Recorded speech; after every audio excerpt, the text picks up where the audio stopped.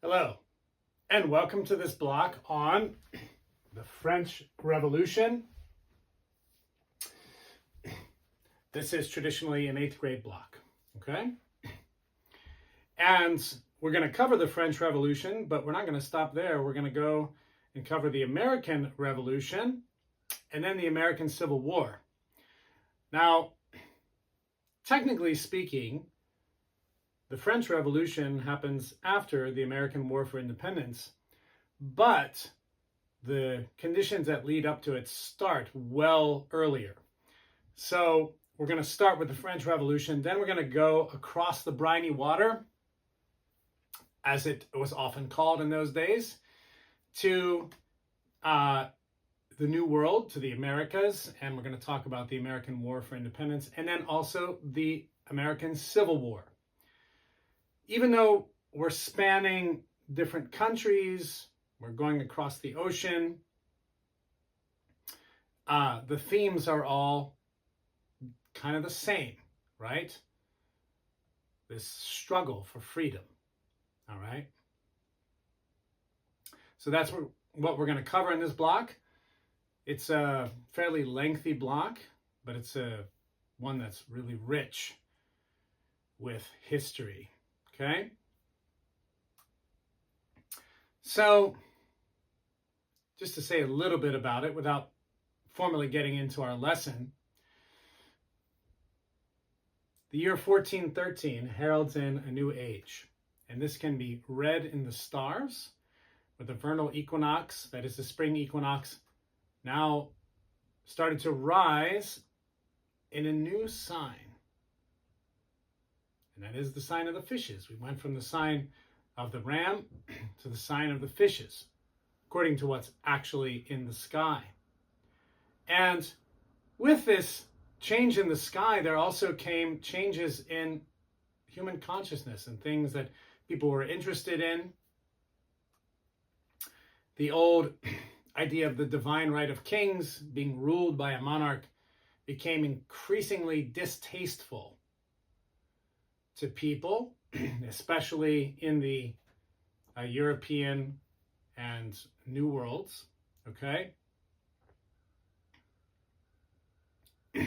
I should say, most especially to people of European descent. This is kind of the stage upon which this drama of throwing off the power of kings and also priests and popes really starts to play out. It's not the only place ever in history, but it's a focal point, so that's why we're focusing on it. And so, out of this wish to kind of throw off the old ways of monarchs and popes, right? Ordinary people wanted to start to rule themselves. You know, it's not unlike that same process that happens in the life of a human being. Something that I'm sure you're going through to some extent at your age. It's natural, right? When you're young, you kind of look to your parents for guidance. And then when you get into middle school, high school, you start to go, I don't want to do that anymore. I want to forge my own way. Well, indeed, you shall forge your own way. We want you to forge your own way. In the meantime, it's a process, right? We don't get that freedom all at once. We get it in stages. And so that's part of why we're going to hear these tales about history, because there are some important, you might say, cautionary tales, and also inspiring tales to help us on our path of becoming free human beings. Certainly, there will come a day where you shall take completely the reins of your own life. If you're in 8th grade, I'm going to go ahead and say that you're not quite ready for that, but you're getting there. Certainly. Would be a lot further along than you were, say, in 4th grade or 5th grade. It's like a plant, right? The plant's growing, and the bud starts to form, and then the blossom, and then the fruit. But if you went from sprout straight to fruit, that wouldn't work, right? The plant has to go through a process.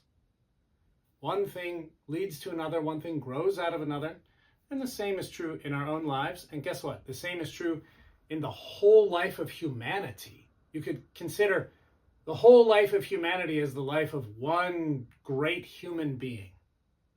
Okay? And when we study history, that's what we're studying. Okay. So, the daily flow of these lessons, if you haven't taken a block with me before, is going to be something like this. We'll start with the morning verse. We'll use a rendition of the traditional Waldorf morning verse for 8th grade.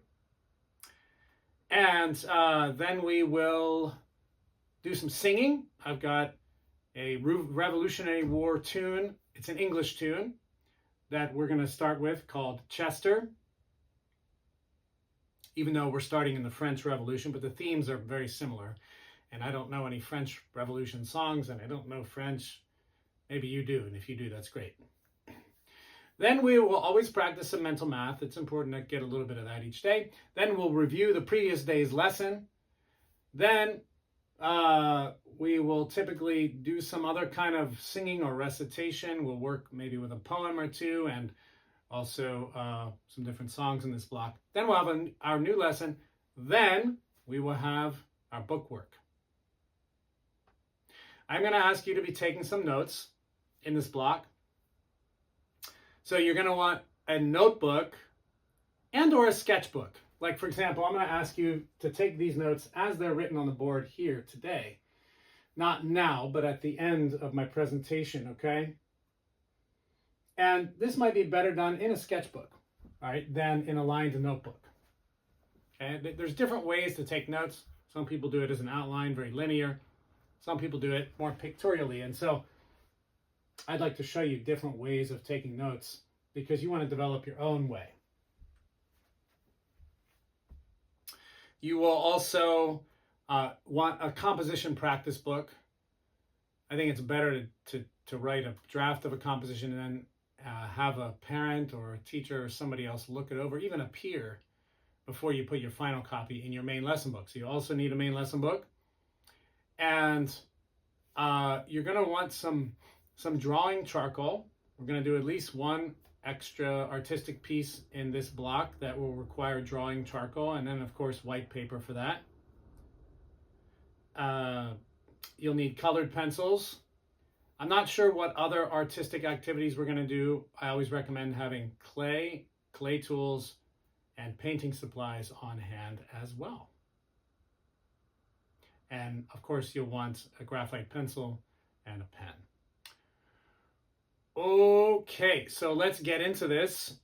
I'd like you now to stand and stand with me here. Just bringing your feet together, standing tall, and the fact that you're able to stand here with me now and do this lesson means that you have at least some sort of freedom in your life. Right? You have access to this material.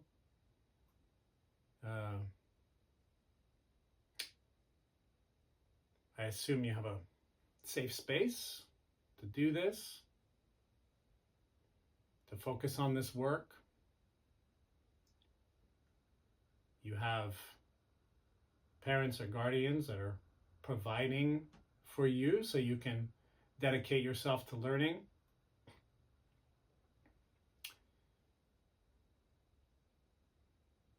You have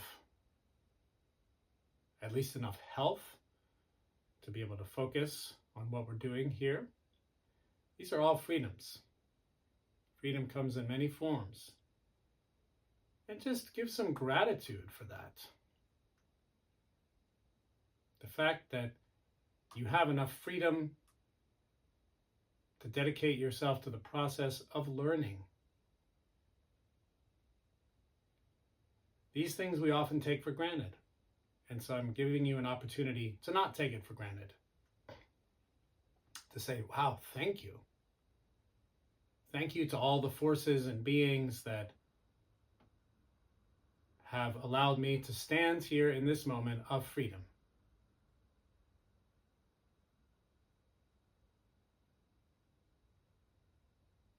All right, we're going to say the morning verse. If you know it, say it with me. If you don't know it, that's okay. We're going to do it each day. Okay? Here we go. I look into the world in which the sun is shining, in which the stars are sparkling, in which the stones repose, where living plants are growing, where sentient beasts are living, where we, soul-gifted, give the spirit a dwelling place. I look into the soul that lives within my being. The spirit moves and weaves in sunlight and in soul light, in heights of worlds without, in depths of soul within. To thee, creative spirit, I turn my heart and seek that strength and grace and skill for learning and for working in me may live and grow.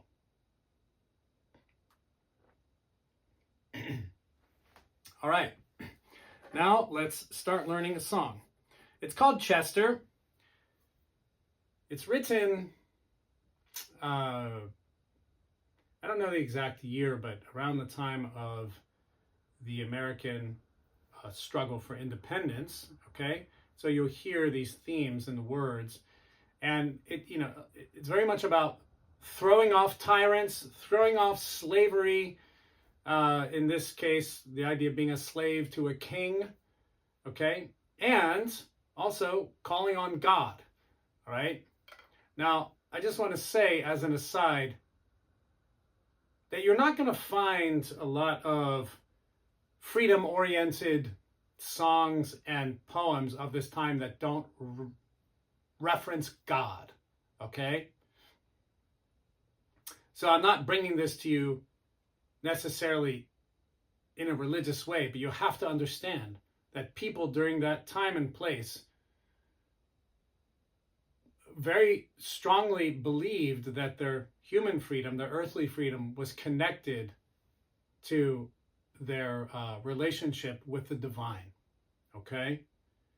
And it's only a very modern idea in all of human history, from the very beginning till now. It's only a very modern idea that our freedom and our fortune and all that would somehow not be connected to, in any way, to the divine world. And I'm not saying everybody believes that, but modern people are really free in a lot of ways to question if that's the case or not. So whether or not you believe in God, I'm going to ask you to sing this song, because we're going to put our own personal beliefs aside and really try to adopt the flavor of the age, the cultural feeling of the age, because we want as much as possible to really feel and experience what that time and place in history was like, okay? So, that being said, let's do this.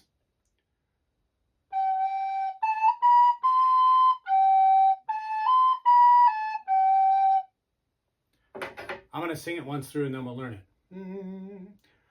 Let tyrants shake their iron rod, and slavery clank her galling chains.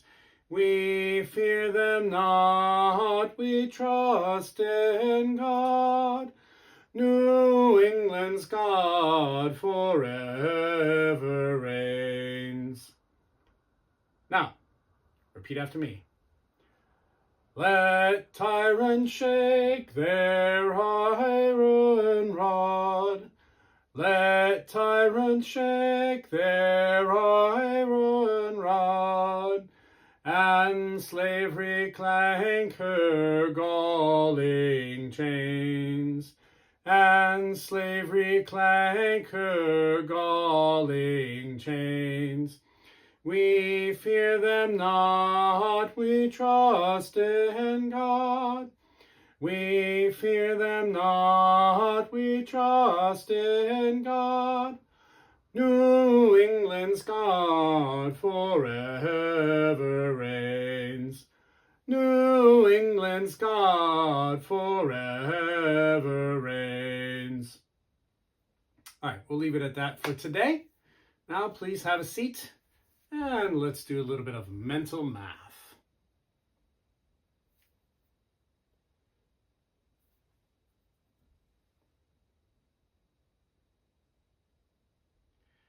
All right, so we're going to work on finding the least common multiple. And this may be a fairly easy skill for you, and if so, that's great. We'll try to make it more challenging as we go. I suspect that for many of you, it will be worthwhile practice. So the least common multiple, right, of 3 and 5 is what? I almost said it. What is it? The least common multiple of 3 and 5. And the answer is 15. So where those two paths meet, right? 3, 6, 9, 12, 15, 5, 10, 15. The least common multiple, where they meet, where they first meet.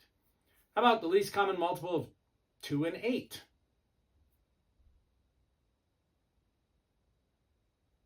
The least common multiple of 2 and 8 is what? That is 8. 2, 4, 6, 2, 4, 6, 8. And 8, right? Because 8 times 1 is 8. How about the least common multiple of 3 and 14? What's that? The least common multiple of 3 and 14.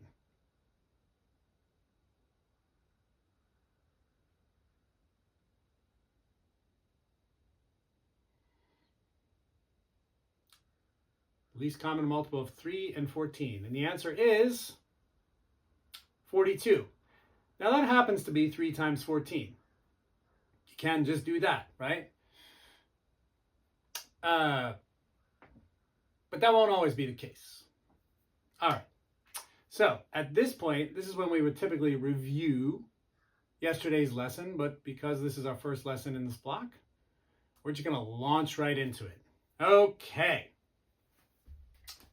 So, come the 1400s, 1413 specifically, and a kind of new age begins for humanity.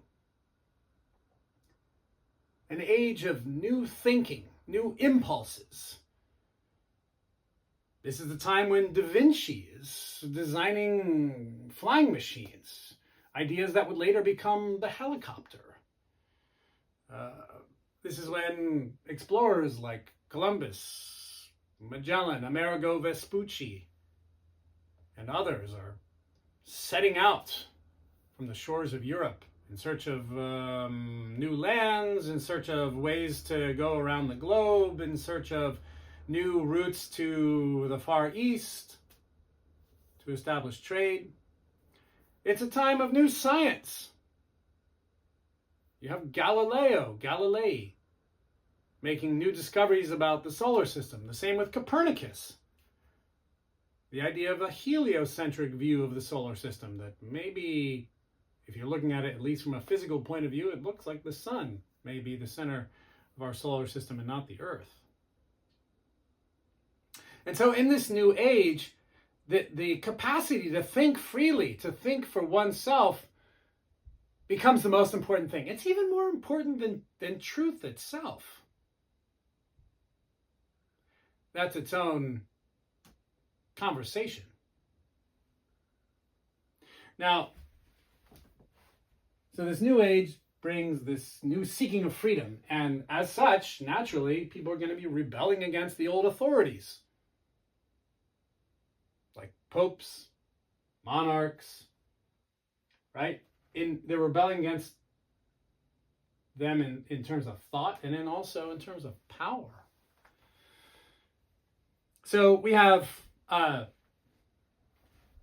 for example, the Protestant Reformation starts. This rebelling against the old Catholic, traditional, dogmatic ways. right? We have the Reformation in England, Germany, and Switzerland. You have John Knox in Scotland. You have Martin Luther in Germany. You have John Calvin in Switzerland. And these radical reformers of the faith come to, the popes and the priests would seek to eradicate them. And in fact, many people involved in the Reformation were killed. But then others, like Martin Luther, developed such large followings that they kind of develop some power for themselves, which gives them some immunity, right? There's also the Magna Carta, happens in England. It's this document that starts to limit the powers of the king. Okay.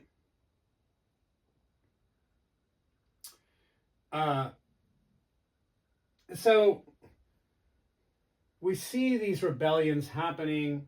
For example, the Dutch throw off King Philip II of Spain, who's ruling them there.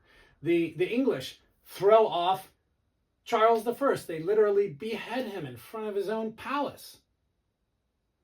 And, 2 generations later, James II, or 2 kingly generations later, also just can't hold on to power. We also have the story of Bonnie Prince Charlie, who was exiled from Scotland, tries to come back and reinstate the lineage of the Stuart kings, and via the Jacobite rebellion, and he is defeated, right? So church authorities are being thrown off. Monarchs are being thrown off in many places. England, Germany, Switzerland, even Holland, and some other places.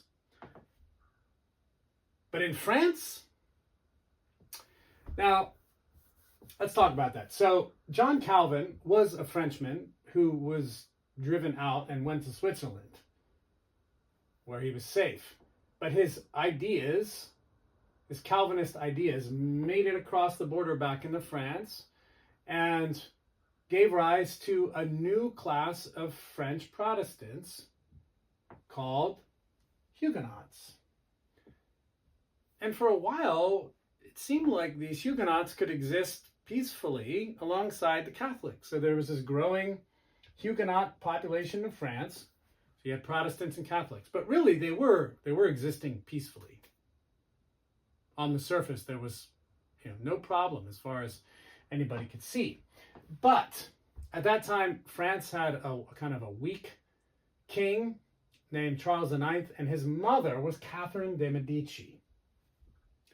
And man, was she a force to be reckoned with. Probably one of the shrewdest, cleverest people even, to live, especially in this time period. Now, she thought, eventually, this must come to civil war. She couldn't imagine these two religions living peacefully side by side. And so, but she also knew that, launching a kind of a holy war against the Huguenots also would be disastrous for France. So she actually hatched a secret plan. Somehow she did this without the Huguenots finding out, that this message was passed from Catholic to Catholic throughout the country, that they were on one particular night, the night of August 24th, 1572, which was the day of St. Bartholomew, that all Catholics were to fall upon their Huguenot neighbors and kill them, massacre them in one fell swoop. And so it happened that the day of St. Bartholomew's passed uneventfully. Catholics and Huguenots met each other in the marketplace and said hello, neighbors. Somehow the Catholics were able to keep this secret. I don't know how, honestly. I don't know how. And that night, the signal was given from from the palace in Paris, and the soldiers went out and began the massacre, and then all the citizen sort of militia came out and continued it, and 30,000 Huguenots were killed in one night. The massacre of St. Bartholomew's Night. And so a few of them escaped to England and other places, but this effectively ended the Huguenot presence in France. Now, what was the result of this? Well, let's first imagine that there was this progressive force seeking new thought, seeking freedom from monarchs, seeking freedom from the old religious ways. And here was Catherine de' Medici as a kind of conservative force saying, no, we will not let that happen. Whenever you have a new movement in human culture, there's always forces that want to hold it back, prevent it. No, that will not happen. And amazingly, she managed to be successful for a while. Because in France, not only did the power of the monarch and the church not wane, but it actually grew. In fact, it became a kind of absolute power of kings and church in France. And, if you would have asked, if you would have put Catherine de' Medici on trial for this, in her defense, she might have said, well, look, I knew that a civil war would come if I didn't do this. So by killing these 30,000, I prevented many more deaths later on. Think of it that way. And in fact, France prospered from this for a while. Meanwhile, England and Germany that were going through their struggles against kings and church really struggled a lot. There was a lot of conflict. There was a lot of violence. And so those countries were struggling. But France, with its new absolute power of kings, really prospered. Then came King Louis XIV. Now, at that time, there was a French parliament. It was called the Estates General, but they had no real power. The king claimed all the power for himself to make decisions. The Estates General could just advise him. Like, they could ask him politely, please do this, please don't do that. But ultimately, he made all the decisions.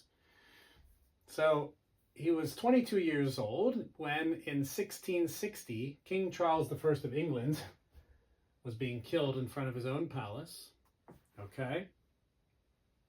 Meanwhile, in France, King Louis XIV wanted to build an extravagant new palace. The existing one in Paris was not enough. He wanted to build a new one at a place called Versailles, not far from Paris. And it was to be so elaborate. The only problem was there wasn't enough money in the royal treasury, and so he said, who cares? Tax the people. I want this palace. I need this palace to glorify myself. Tax the people. So we're going to hear in tomorrow's lesson what happens when he does that. And I want to leave you with this question. Why? Why do people like Catherine de' Medici grasp onto the past so strongly and try to, with a vice grip, prevent this new impulse from taking root? Why? Why? Why do you think? All right. Now I'd like you to pause, and I want you to copy down these notes, okay? Go ahead and pause and do that now.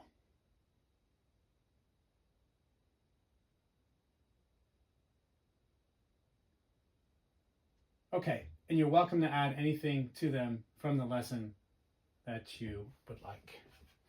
All right. At this time, let's go to the main lesson book so we can do some work. Let's go to that now. All right, so we're going to do a cover page for the French Revolution here. And we're going to just start with the title, The French Revolution. And so we want it to be white, blue, and red, which are pretty much like the colors of the revolution and also of the French flag. But for the white, we're going to have to outline it with gray.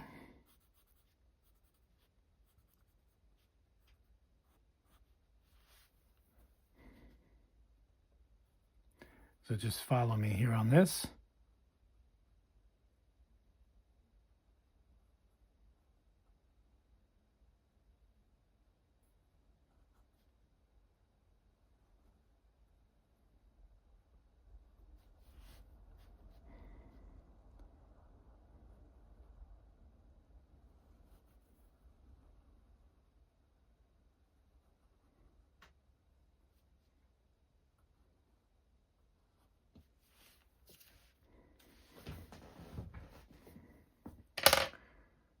Okay. Then we'll do blue. we want this to be centered. So I'm going to do the E and the N first. They'll be kind of centered here.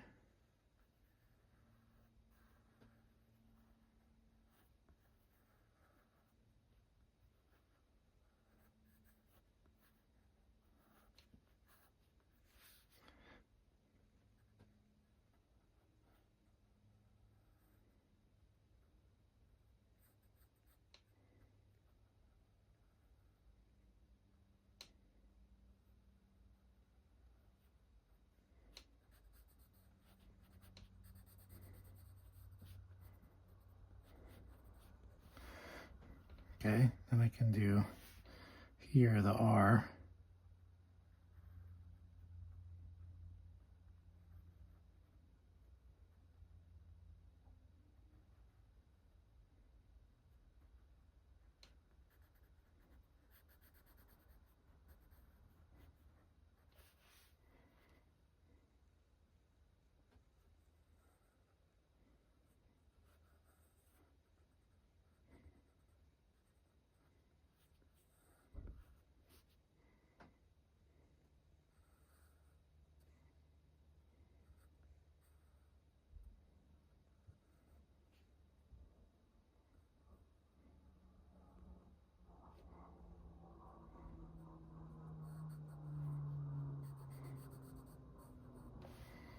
Okay, now we can do F here.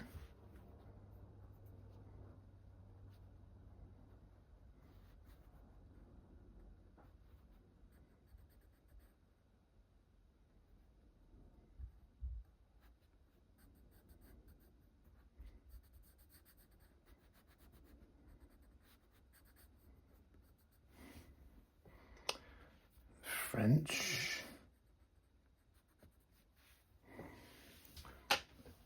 And then revolution. The L and the U are centered. So I'll do those here.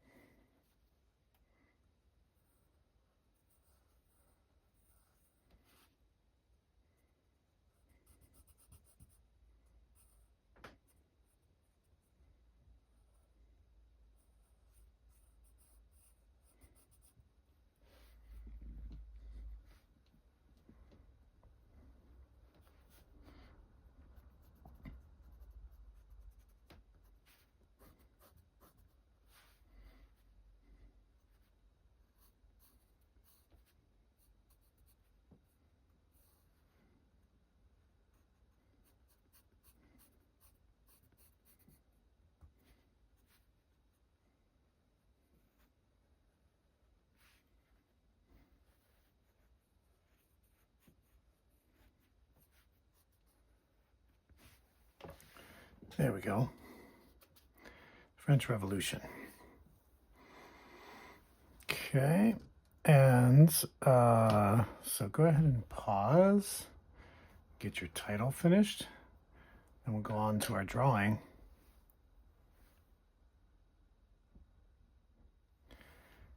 All right, so we'll use these colors here: a pink, a green, a red, a purple, a light blue, I guess a dark blue, a gold, 2 shades of brown, dark blue, and a gray. We'll see how far we get with Lady Liberty here. That's what we're going to draw. Okay. Lady Liberty, also called Marianne. All right, so go ahead and get these colors out. You also want a graphite pencil. And let's begin.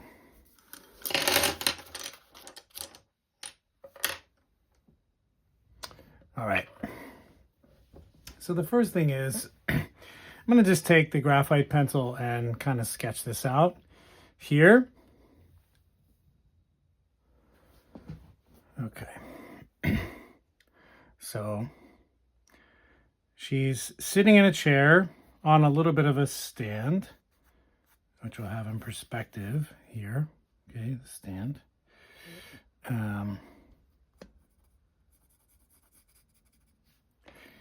name is Marianne, Lady Liberty. She has been a symbol of the French Republic since the Revolution. Of course, we haven't even talked about that yet. So we'll get to know her, what she stands for a lot more here. But liberty, equality, fraternity is basically the idea, okay? So she's got a dress on. Dress kind of comes down here in front, and she's sort of sitting sideways on this chair. Okay, so kind of got this. These are her 2 legs here. Okay, her torso comes up. And you really want, this is why we're doing this in pencil, because we want to get the proportions right here before we set it to colored pencil. So she got an arm here coming out, and it's in her forearm and a hand. And in this hand, she's actually holding a red cap.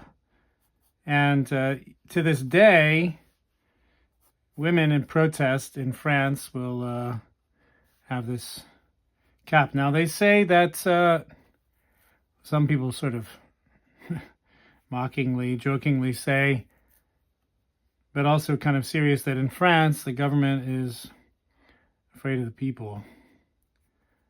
And in the United States, people are afraid of the government. Of course, that's not necessarily true across the board, but the French are known for their protesting. Okay. So then she has her other arm coming out, and actually her dress comes down, so you can't really see the whole arm. And there's like something of a, got a weapon here in her arm, and it's got a spear point that comes out of the top like this. All right, and then there's an axe head that comes out of the side like this. So I think the implication is pretty clear. Don't mess with her, because your end will not be good. And when we get into the revolution, you'll actually understand how true that is. So she's the embodiment of liberty, equality, fraternity, and also the idea of reason, which is an interesting idea. Got a little crazy during the revolution, but we'll get into that. This is coming down here. And it also seems to be staking down. some kind of a serpent. So there's a couple of serpents here, multi-headed serpents, which we'll draw. And this will also be similar to something we see in the United States, Don't Tread on Me, which is a coiled up rattlesnake.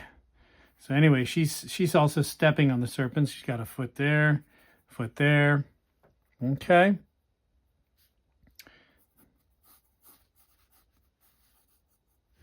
Then she has a chair. So behind her is this chair.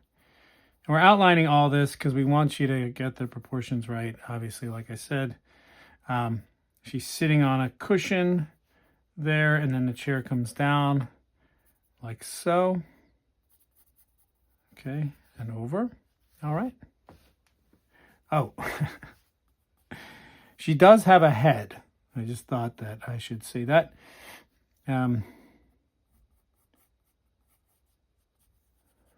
Not everybody that deals with her or has dealt with her. Well, I'm not going to say that, actually. I'm going to leave that one be. Her blouse comes down. I'm going to leave that comment out of it for now. You'll maybe get a sense of what I was going to say later. She's wearing a wreath here. There it is. Okay. Lady Liberty. There she is. All right. We'll see how far we get on this.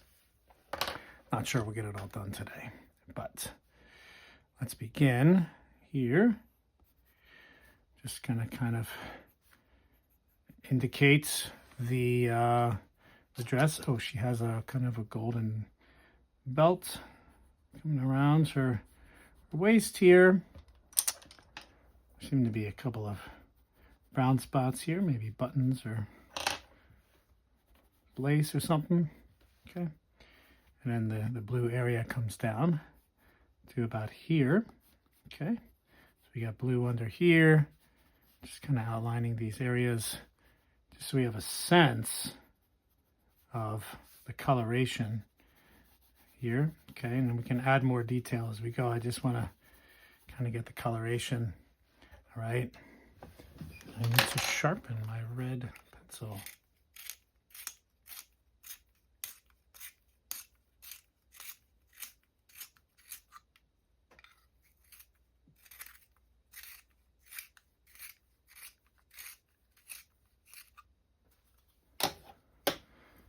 All right, this is all red here. In fact, I'll just go ahead and color in the hat now.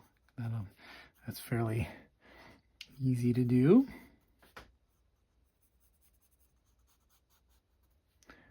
And in the middle, there's a sort of white patch.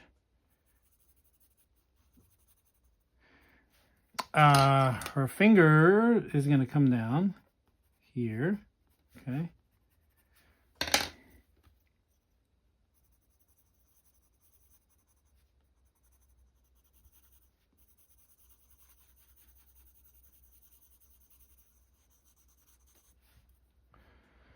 And add a little bit of purple underneath this.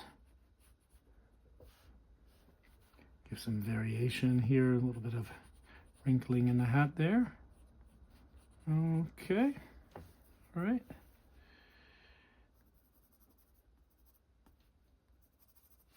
Okay, so this is all red here. This cloth, it's going to come down here. Okay, over on the other side of her hand also I have some of the cloth hanging down. There is a ribbon that comes down in the colors of the French flag, so let's indicate that actually it's red and blue and white. I'm going to do the blue first. This comes down here and it kind of goes behind,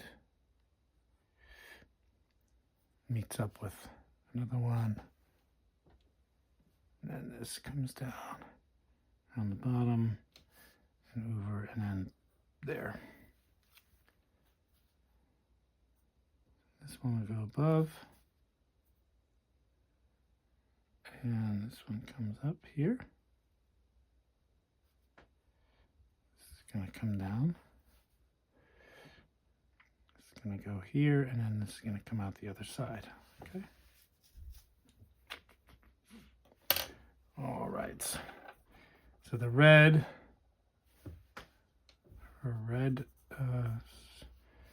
sort of dress thing continues. This comes down out here. Okay. This is all red here, and then there's a little bit more of the blue.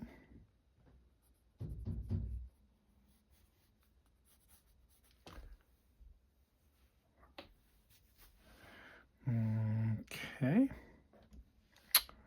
What next? Our chair is going to be brown. Actually, we'll just go ahead and color in the chair now. Just start with the light brown. And then we'll add a little bit of dark brown just to add some variation here. Okay, just a little darker down here. And then she's sitting on this cushion, which is sort of purple.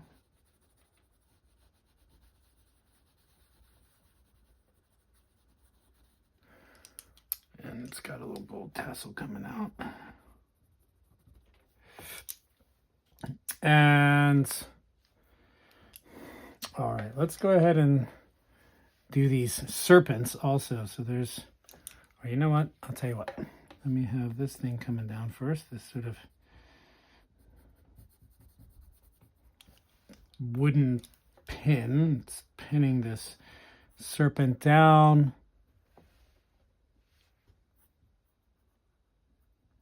His head comes over here and sticking out a tongue. And then there's another serpent that comes out, and one of these goes under her foot. Okay. We should give her feet some soles there. And the serpent comes out.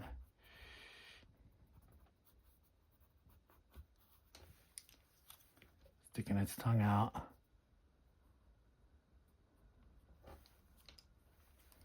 And then one more serpent. The tongue's coming up here, there. But she's definitely got them under control. A couple eyes here with the serpents. Some lines that go down their bodies.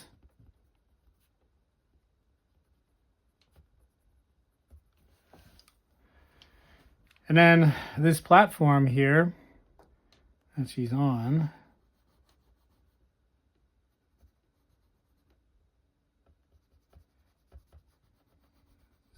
sort of dark blue.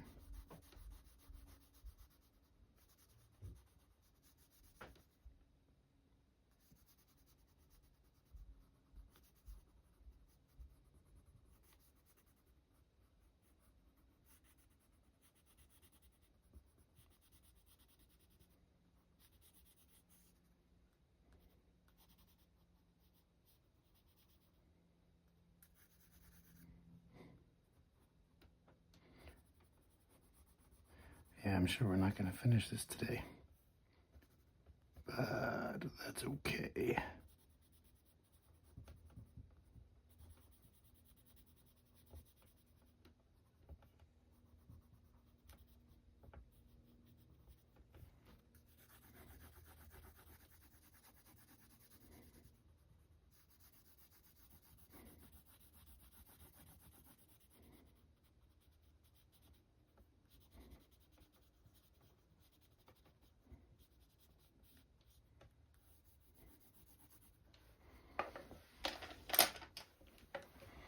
Actually, I'm going to bring a little bit of black into this too.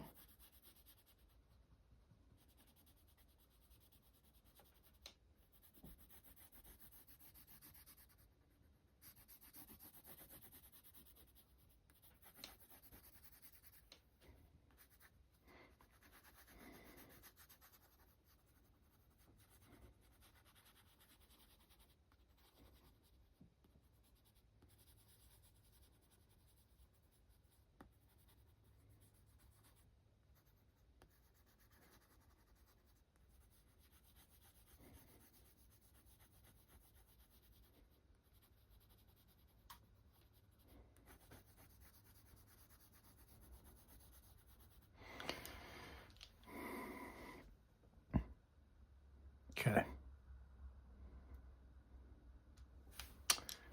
I'll just do a few other things here before we finish this lesson. We're going to add the spear point here. We'll add the axe head. And I think the rest of it we will keep for tomorrow's lesson. Okay. So thank you very much. That's going to be all for this lesson. So we will see you for the next lesson. Take care. Bye-bye.